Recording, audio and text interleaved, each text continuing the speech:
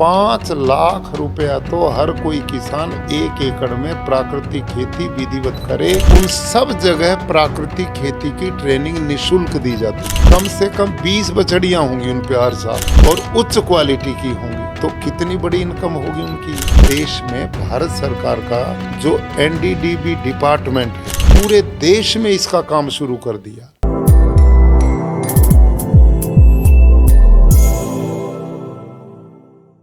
नमस्ते, मैं श्वेता स्वागत करती हूँ आप सभी का ऋषि दृष्टि की इस खास पहल विविधा के मंच पर।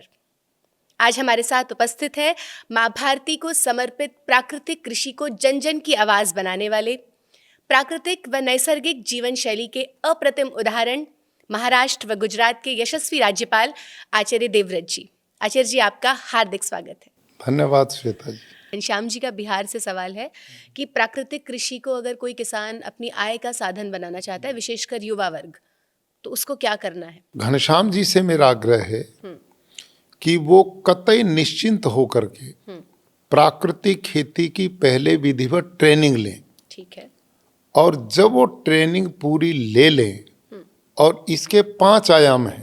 पहले बीज का अच्छा सिलेक्शन करो, फिर बीजामृत वो घर में ही बनता, उसमें कुछ नहीं लगता, गोमूत्र गोबर और वही चीज पड़ती जो जीवामृत जैसी। उसमें हमने वीडियो में बताई भी है। चूना केवल थोड़ा उसमें 20-30 ग्राम पड़ता और कुछ भी नहीं। उसमें बीज को संस्कारित करें ताकि बीज का जर्मिनेशन पर्याप्त खुल करके होगा। दूसरा है घन जीवामृत।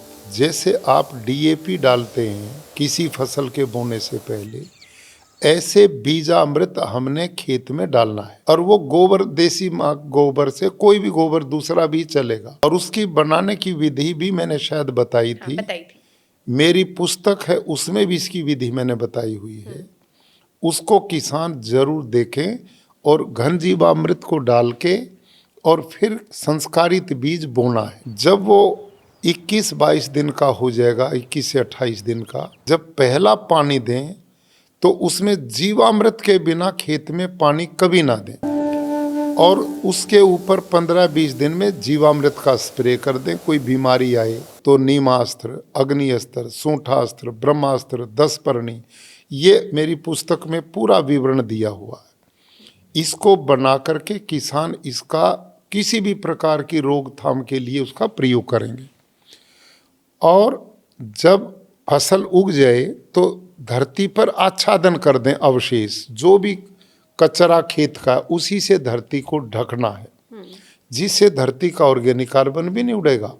और वो कचरा ही सूक्ष्म जीवाणु केचुए का भोजन है, तो बायोमास में कन्वर्ट होकर खाद का काम करेगा और उसमें वापसा का निर्माण होगा। उससे पानी 50% कम खेत में लगेगा। वापसा क्या है आचार्य? वापसा हवा और नमी, इनका बराबर जब अनुपात बनता है तो धरती में ऑर्गेनिक कार्बन की मात्रा बढ़ना शुरू हो जाती है, सूक्ष्म जीवाणु पर्याप्त बढ़ते हैं, पानी की खपत कम हो जाएगी, धरती की फर्टिलिटी बढ़ती। एक ऐसी स्थिति का नाम वापसा है। और उसके बाद किसान एक बार एक ना फसल बोए खेत में, अनेक तरह की बीच में कॉम्बिनेशन बनाए। जैसे आजकल गेहूं बोया है तो बीच में चना बो दे। गेहूं के साथ ही? हाँ, गेहूं के बीच में 1 लाइन 2 लाइन गेहूं की, बीच में चने की कर दे। ये तो नई बात है। हाँ, तो चना धरती को नाइट्रोजन देगा, पानी गेहूं में आएगा, वो अपने आप बीच में हो जाएगा, दोनों एक दूसरे को एक हो जाएगा, सहारा देंगे। हाँ, ऐसे ही जैसे गन्ना बीजते हैं उसमें प्याज लगा सकते हैं, उसमें कई बार सोयाबीन का बीच में कर सकते हैं। तो पहले हमारे बुजुर्ग जो थे किसी काल में, वो एक समय तरह तरह की फसलें लगा देते थे, तो पौधा एक दूसरे की हेल्प करता है और एक मुख्य फसल रह जाती है, बाकी फसलें उसका खर्चा निकाल देती हैं। तो मूल फसल उसकी आय का स्रोत बन जाएगी। और एक पंचस्तरीय, श्वेता जी, हमने एक मॉडल हमारे प्राकृतिक खेती में है, उसमें तरह तरह के अलग अलग पौधे लगते हैं। उदाहरण के लिए जैसे गुजरात में हमारे एक रतिलाल भाई भुज में, गुणातीतपुर उनका गांव है, तो उनका 100 एकड़ का फार्म है। उस व्यक्ति ने क्या किया, प्राकृतिक खेती में एक लाइन उसने लगा दी बीच में खजूर की, और उसके बीच में लगा दिए ड्रैगन फ्रूट, प्रधानमंत्री जी ने जिनको कमलम का नाम दिया। और छोटा ट्रैक्टर जो होता बीच में निकले, ऐसा 6 से 7 फीट की दूरी पर एक लाइन अमरूद की लगा दी। फिर इतना ही गैप दे करके उसने आम लगा दिया, पपीता लगा दिया, कहीं लीची लगा दी, कहीं दूसरे पेड़ कोई भी लगा सकते वो लगा दिया, फल एक साथ। हाँ, और ऐसे ही उस तरफ लगा दिया, और उसके बाद फिर उसने वही दोबारा रिपीट कर दिया। ऐसे हजारों तरह के पेड़ उसने खेत में लगा दिए, और अब ऐसा हो गया न तो उसकी जुताई करनी पड़ती है, अच्छा, वो एक दूसरे को ही देते वो एक दूसरे में, उनका जो कटिंग होती है पेड़ पौधे की समय पर वो उसी में छोड़ देते हैं, वो आच्छादन हो जाता है। पानी की खपत कम, जुताई की जरूरत नहीं, और वो किसान 1 एकड़ में 10 लाख रुपए की फसल लेता 1 एकड़ में 1 साल में। तो सबके लिए उदाहरण है, जिनको लग रहा था आमदनी कम है। जो किसान भाई देखना चाहें तो गुणातीत पुरुष का गांव है, और भचाऊ तहसील है, और कच्छ जिला है गुजरात में। और ऐसा वो एक किसान नहीं है, इस समय गुजरात में ऐसे सैकड़ों किसान हैं जो इस प्रकार से पंचस्तरीय मॉडल की खेती करते हैं, जो आपकी प्रेरणा से शुरू किया, जो लोगों ने मिलजुल करके काम किया। और अब तो हम प्रत्येक तालुका में मॉडल फार्म बना रहे हैं, और अभी नया निर्णय हर गांव के अंदर बनाएंगे।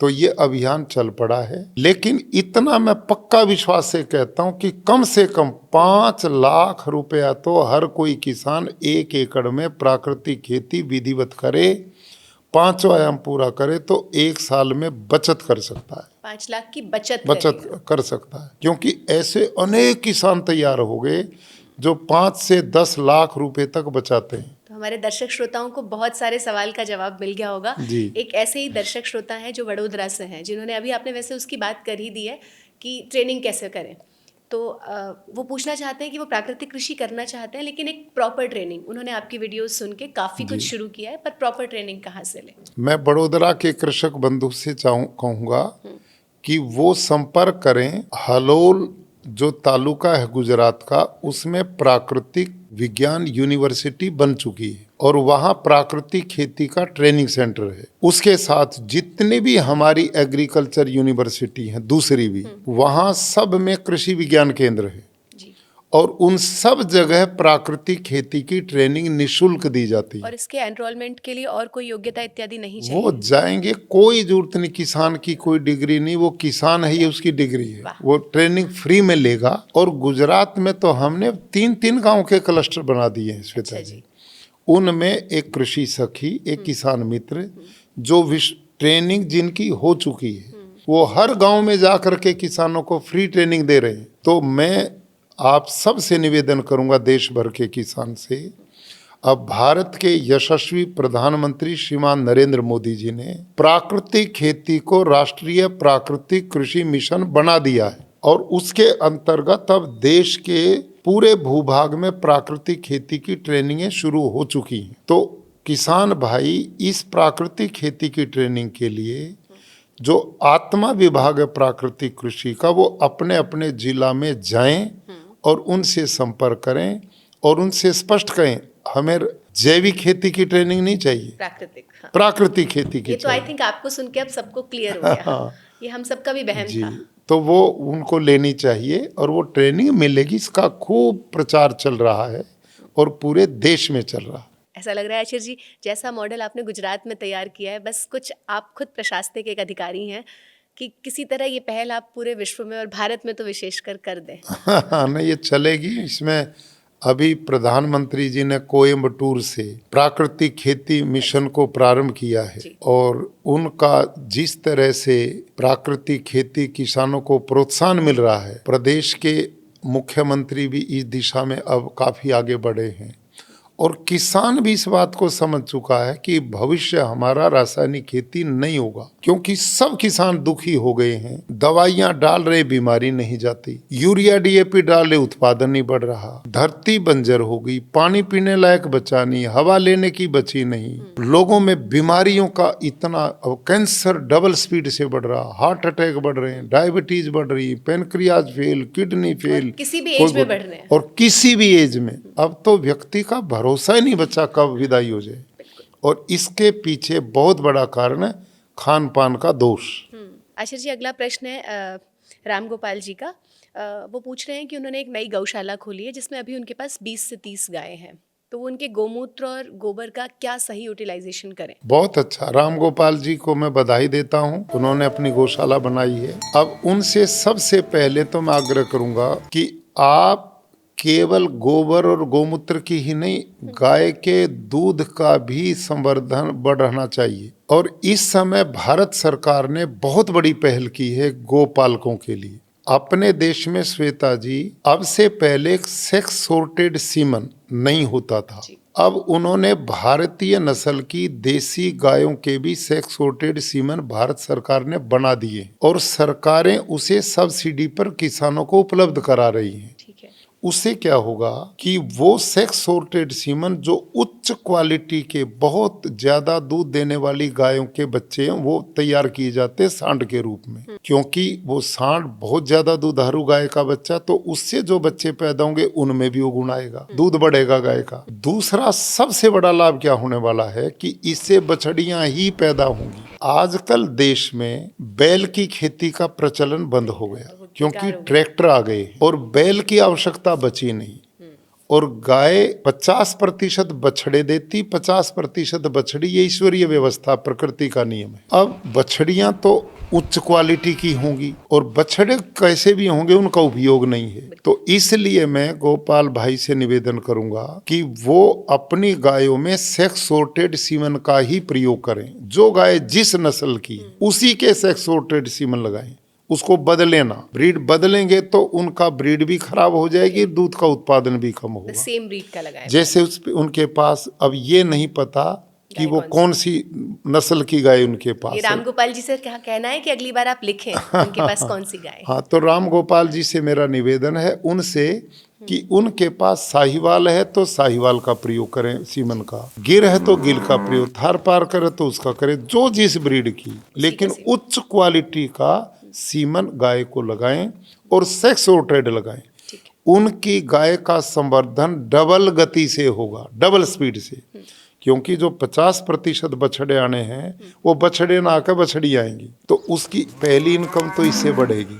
उन पे मान लो 30 गाय हैं और साल में गाय बच्चा देती है, तो यदि वो सेक्स सॉर्टेड सीमन लगाएंगे तो कम से कम 20 बछड़ियां होंगी उन पे हर साल और उच्च क्वालिटी की होंगी, तो कितनी बड़ी इनकम होगी उनकी। ये आचार्य जी मिलेगा कहाँ से उनको सीमन? ये उनको सीमन मिलेगा, वो जाएं अपने जिला हेडक्वार्टर पर जो पशुपालन विभाग के हॉस्पिटल है उनमें जाएं। हर प्रदेश में लगभग मेरे ख्याल में गुजरात में तो हमने कर दिया, हमारी सरकार तो अगर कहीं ना मिले तो गुजरात तो मिल जाए। गुजरात में तो 50 रुपए में सीमन मिलता है, सरकार देती है वहाँ के किसान के लिए। लेकिन अब देश में भारत सरकार का जो NDDB डिपार्टमेंट है, वो नेशनल डेयरी डेवलपमेंट बोर्ड, उसने ये सीमन तैयार कर दिए हैं और पूरे देश में इसका काम शुरू कर दिया। तो अब ये सीमन आने वाले समय में बहुत स्पीड से उपलब्ध होंगे, अवेलेबल हो। तो यही प्रयोग करना चाहिए किसान को। इससे दो काम होंगे, बछड़ी आएगी और जो बछड़ी आएगी वो अपनी माँ से 1.5 गुना दूध ज्यादा देगी और ऐसे ही बढ़ती जाएगी। तो ये एक किसान की आय का स्रोत। दूसरा, उन्होंने गोमूत्र गोबर के लिए पूछा था। आजकल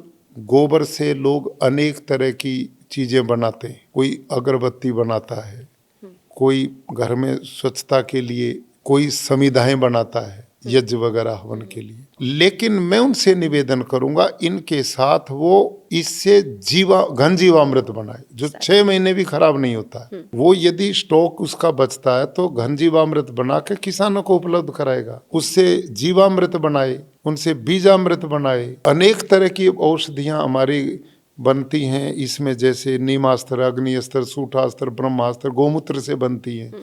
नीम, धतूरा, आग, चिराता, गिरलो, ऐसी चीजें गोमूत्र में पका के और स्टॉक कर देते हैं, वो खराब नहीं होते, लंबे समय चलते हैं। तो ये अतिरिक्त आय का एक रास्ता उनका बन सकता है। तो आज के लिए आचार्य जी हमारे सवाल अभी हम यहीं समाप्त करेंगे, और मुझे उम्मीद है कि आगे भी दर्शक श्रोतागण हमारे ऐसे ही अपने सवालों को हमारे साथ रखेंगे। अग्रिम बार फिर किसी नए विषय के साथ मिलेंगे, तब तक के लिए देखते रहिए ऋषि दृष्टि। धन्यवाद।